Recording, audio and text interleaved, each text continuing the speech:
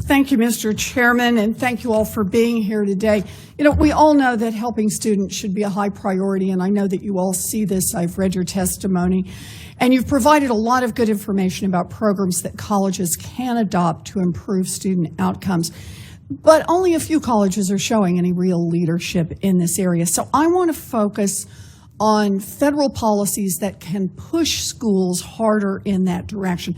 So, Mr. Jones, could I start with you? Your organization works with schools and states to help improve outcomes for students. In your opinion, do colleges have enough incentives to improve student success? They don't. I mean, typically, the old incentive was what we call the 10-day or the 14-day count. You got your money based on whether you were there on the 10th day. If you weren't there on the 11th day, it didn't make any difference. Yep. And so states have moved rather rapidly to change that. The federal government is very powerful in the money that you provide, both in the Pell money, but other grant programs that you provide. So providing incentives to graduate more students, graduate them in a more timely way, because they'll incur less debt, get them through remediation and into credit-bearing classes. Those are all incentives that you could easily do and put in programs. Good. And so I just want to underline what I'm hearing you say about this is putting financial incentives in place so that schools have a reason to invest, not just in getting students in through the door, but in having them succeed. You know, when we talk about improving student success, we aren't just talking about getting students through a graduation ceremony, you know, getting them in the robe and walking them across stage. We're talking about making sure that students leave college with an education that helps them succeed. So I wanted to turn to you on this, Mr. Renick. Which colleges are doing a better or worse job at making sure that students are prepared for good jobs after they graduate?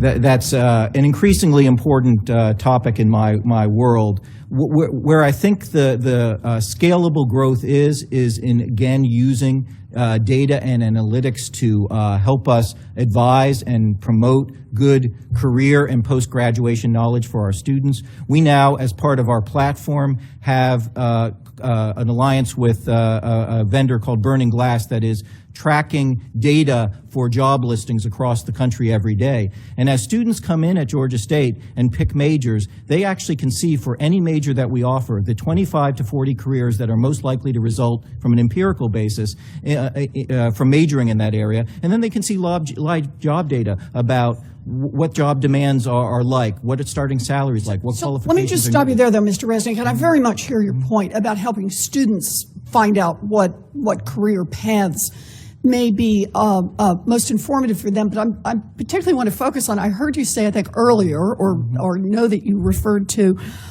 predatory institutions, that we're not just talking about how we get more students to study things that are going to be useful. It's about whole institutions and where institutions are focused. Do you want to say just a word about that? Yeah, absolutely. I mean, we see at Georgia State the kind of back end of some of these predatory practices. Because our student population is largely at risk, they're often the students targeted. We have 2 students arriving at Georgia State this fall as transfer students who already have $100,000 of debt. And we hear these stories and ask what happened once they get to campus. And it's usually a trail of broken promises and misleading claims. Oftentimes these students have very little usable credit. We've had students who have been approached by lenders who actually tell them not to fill out the FAFSA because it's so complicated, but fill out this one sheet of paper and they can get the same money, never fully explaining the differences in terms. So $100,000 in debt and very little credit that will actually transfer. You know, for-profit colleges seem more interested in shareholder success than in student success.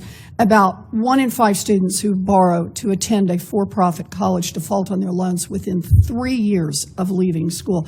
That means, on average, that for-profit colleges are failing at least 1 in 5 of their students.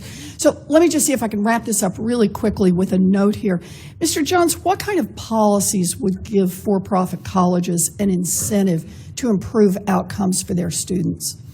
Well, I think you should look at the accreditors. You authorize the accreditors.